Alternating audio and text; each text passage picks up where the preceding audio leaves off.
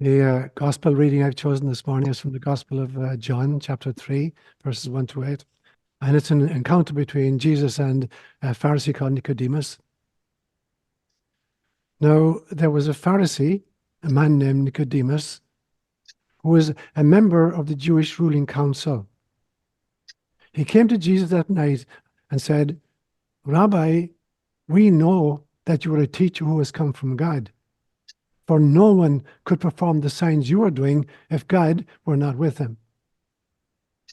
Jesus replied, "Very truly, I tell you, no one can see the kingdom of God unless they are born again."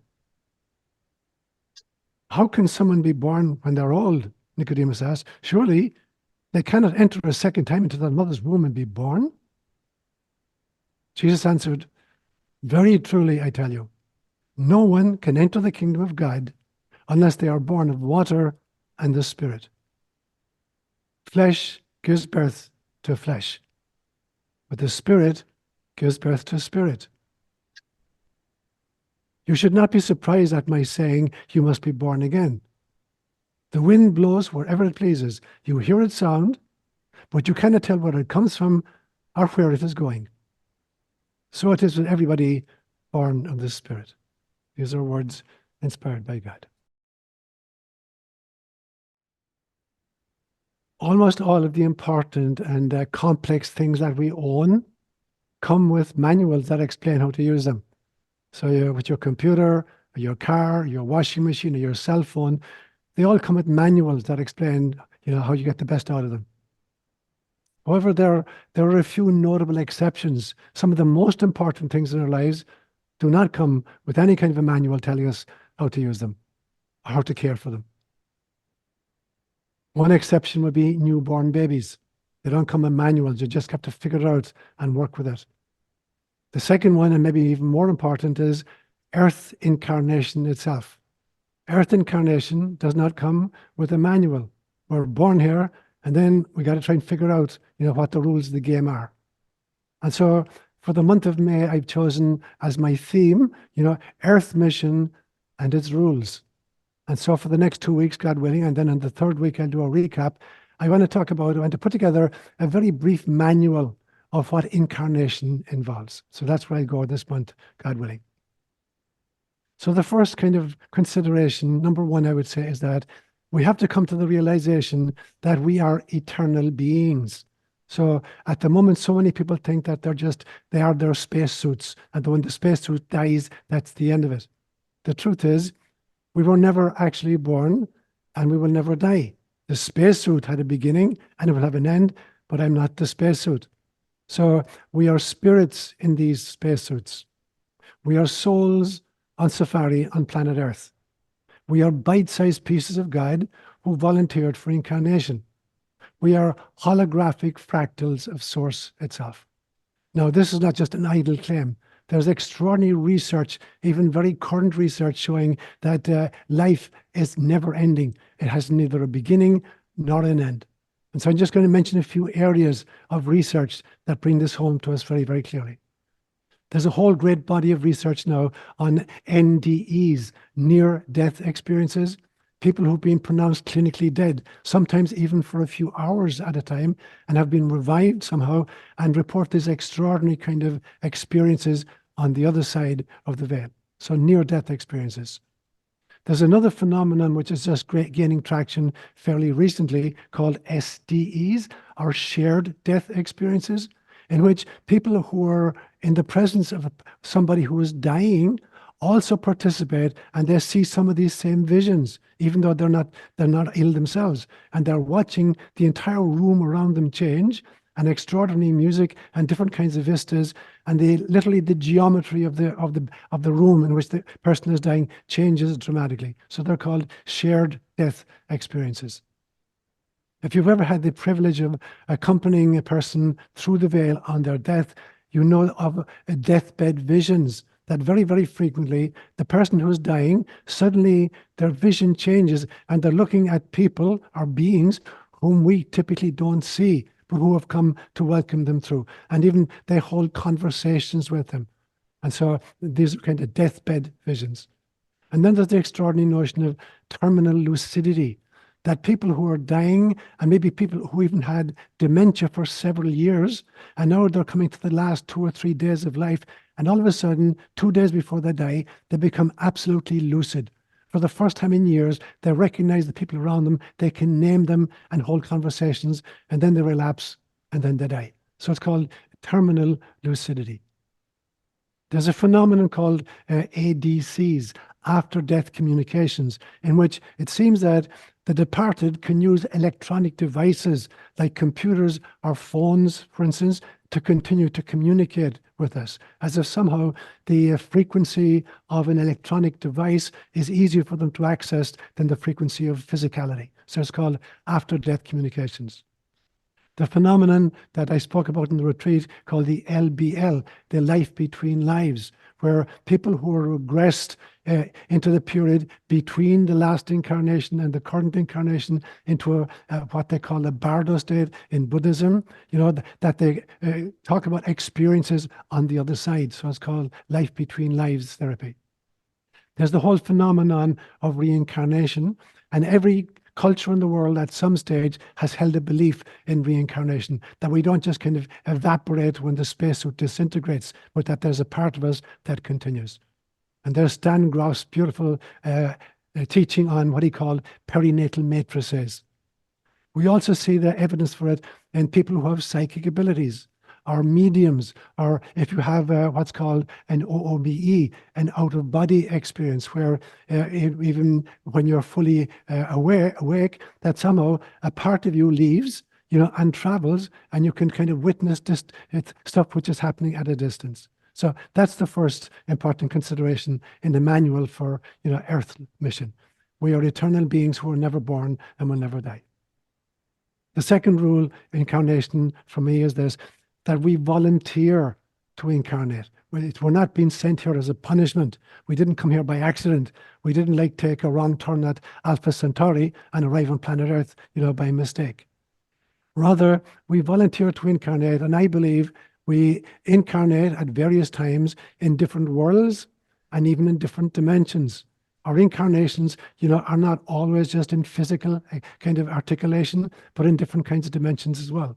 So the soul, which is eternal, has all the time, which doesn't exist in the world, in order to experience what it's like to be a kind of a holographic fractal of God on a different planet or in a different dimension.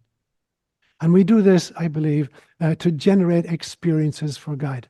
We are like the bees in our hive who go out each morning gathering pollens and nectars and stories and then bringing back to the hive and sharing with the hive. This is how God experiences. Because if you stay with the kind of the Trinitarian notion that there's a Father, Son, and Spirit, or that there's a God who is, a God who knows, and a God who loves, but this God, if there's only God, cannot generate experiences. If nothing exists except God, then no experiences are possible for God. And so in some senses, then we, and in fact all of creation, are how God becomes immanent and thus experiences. And I shared with you a few weeks ago a vision I had in September just gone by, where I saw, the creation happening in 3 phases. And the first phase was where God self-fractured. In Hebrew, we call it netzotzim, sparks of the divine, that God self-fractured into holographic fractals. And a hologram is an entity which contains the totality of itself and every one of its component parts. And a fractal is a pattern that repeats at an infinite number of scales. So the first kind of stage of creation was netzotzim, God self-fracturing. The second phase I saw in my dream vision was that there was a conference then, the first kind of pan-cosmic, conference, in which these souls, newly generated, and God decided to kind of have fun. And so they decided to create a universe. So they brought a universe into being as their first joint venture. And that's stage 3 was a second meeting of the netzotzim and God, where they said, okay, it's beautiful to watch this universe. There are beautiful things in it. I wonder if we could take part in it, if we could create avatars who would actually have personal experiences as beings within the universe itself at various levels. And so we created Incarnation. And Incarnation then is us generating experiences for Source. That's rule number 2 for me. Rule number 3 for me has to do with the timing of our reincarnation and my belief system that we can choose to insert ourselves into any period of human history because time is merely an artifact of incarnation. It's a dramatic device, literally, to make the drama more fun. But the truth is, we don't reincarnate in some kind of a chronological fashion. It's not like as Seán, when this lifetime ends, if I were to reincarnate again, it would have to be later on in the 21st century or maybe the 25th century. It does not have to be in a chronological order. Because I think that we spin off parallel kind of timelines in which it is possible to play around with time backwards and forwards and simultaneously. And so it's possible that after this incarnation in the 21st century, you might choose to incarnate again in 500 BCE because you want to be around at the time of the Buddha or Confucius or Zoroaster or the prophet Ezekiel in Israel. So this would be a time period in which you might choose to incarnate. What would it be like to be a human being at that particular period of human history in this particular culture? And so we're totally free to choose, times forward or times backwards as we insert ourselves into the experience of incarnation. Rule number 4 for me is about volunteering, that we volunteered to come here, because in some senses, we're divine missionaries. We're not here by chance or by mistake. You're not here because a sperm met an ovum. That is not why you're here. That may be how you got a spacesuit, but it is not why you're here. You're here because you made a detailed preconception contract with a bunch of other souls to appear on the planet in particular kinds of relationships in a particular period of human history. And you did this on a volunteer basis. Rule number 5 for me has to do with the frequency. How often do we reincarnate? I believe that we keep reincarnating in any kind of dimension, like this 3D Earth dimension, until we fully grok what the human condition is like, and we have learned how to love in all configurations of the human condition. Unless we've experienced life as a slave, unless we've experienced life as a billionaire, unless we've experienced life as a mentally retarded adult, unless we've experienced life as an Einstein, we haven't really fully grokked or experienced the human condition. So we keep reincarnating until we satisfy ourselves that no matter what configuration we find ourselves in, we can learn how to do it with love. Now, it's interesting in research, in hypnotic research, there's a belief system that souls tend to reincarnate sometime between 50 and 200 years after the death of the previous incarnation in human time, except if the death has been really traumatic, like a violent, unexpected death, and then it seems that souls tend to come back more quickly, even within a year sometimes. And the realization then that the soul only devotes, I would say, maybe 20 or 30% of its energy to incarnation. Hinduism talks about this great notion of Atman and Jiva. Atman is that level of soul that's always in the sight of God. And Jiva is that part that incarnates again and again, and they're in constant contact with each other. And so as you sit in your seats this morning and listen to this homily, most of your energy is actually still in the presence of God. You can call it your higher self or your soul self, whatever term you choose to give to it. So there's only a portion of energy being dedicated to the spacesuit in which you find yourself. Rule number 6 for me has to do with those people whom we attract into our sphere during incarnation. And I believe that we draw souls from 2 different kinds of groups. I call one the soul pod and the other the shadow pod. And so each of us then, in the groups in which we find ourselves, our immediate family, our friends, our tribe, our culture, whatever the group is, we're like a Shakespearean troupe that every year puts on a different drama of Shakespeare and then moves from kind of city to city making performances. And so if we're playing in a different, we play different roles, we change gender, race, color, class, creed, religion. We change all these parameters, which are simply kind of manifestations of the spacesuit. They have nothing got to do with the soul. They have to do with the role we're playing in a particular play. And we move from lifetime to lifetime, changing all these parameters in order to fully experience the human condition. Now, we surround ourselves then with other souls and we make preconception contracts with them. And some of them are people whom we have encountered many, many times in previous incarnations and we feel very, very close to. So I would call those the soul pod people. The people whom they may not necessarily be family members. Sometimes they are, sometimes they're not. But they're people with whom you have this extraordinary affinity that the first time you meet them, there's an energy exchange and you know that this has not been your first rodeo together. But then we choose people as well from what I would call the shadow pod, people who are there to be kind of weeders in your life. Because we need two kinds of people in order to grow us. We need weeders and we need fertilizers.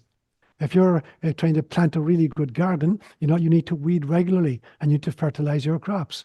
But if you had to make a choice between weeding and fertilizing, it is more important to weed than to fertilize because fertilizers are blind. They give growth to everything. They'll give growth to the weeds and the grasses, as well as the crops. And so weeders are very, very important. Now, fertilizers are important because they develop our self-esteem. If there weren't fertilizers in our life, we would have no self-image. On the other hand, if there weren't weeders in our lives, we'd all become absolute narcissists. So we intentionally draw from these two groups, soul pods and shadow pods. And this morning I want to add a third pod. I call them the neutral pod. People whom we encounter in our lives, we don't feel particularly close to them and they don't kind of raise our hackles in any way, but we have interactions with them. And in some senses, they're kind of neutral interactions, but only neutral in the fact that there's not a whole lot of emotion attached, but it's a learning possibility for both parties. So it's important to realize that I come back again and again, we're just changing roles. I guarantee you that you have been your own mother's mother in a previous incarnation. So whatever you feel about her right now, realize that you reversed roles at some stage previously. And much more importantly, in this incarnational experience, is the realization that to be prejudiced against anybody or any group of people is to have amnesia for the fact that you used to be one of them. You used to be in that position, whatever the position was, whether it's a culture or a genetic type, or whether it's a sexual orientation, whatever it is, you were in that position in a previous life or will be in a subsequent life. So prejudice doesn't make any sense because you're just identifying with a role, not realizing you played the role of the other person whom you have prejudice against right now. So letting go of prejudice is one of the chief benefits of understanding reincarnation. Rule number 7 for me is, what are our objectives when we incarnate? And the first objective is personally to grow the soul into deeper and deeper levels of love. That's the very first objective. Every single one of us comes in, with the agenda to grow the soul into deeper and deeper levels of love. The second part of the agenda is to help awaken others so that they too, can move into deeper and deeper levels of love.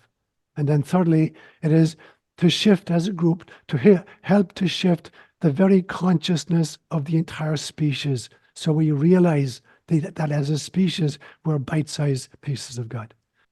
And the final rule of reincarnation I want to mention today, I'm going to talk about the difference between the ego and the soul. And there are huge differences. The ego is just the CEO of a particular state of consciousness. And the ego is about survival and reproduction. That's basically the function of the ego, to make sure that we can survive and reproduce. So very, very often, as we get more traction on it, it's about power and privilege and prestige. We all want to be powerful beings in our own right, whether it's in a family system or it's in an organization of some kind. We're all looking for some level of power and privilege and prestige.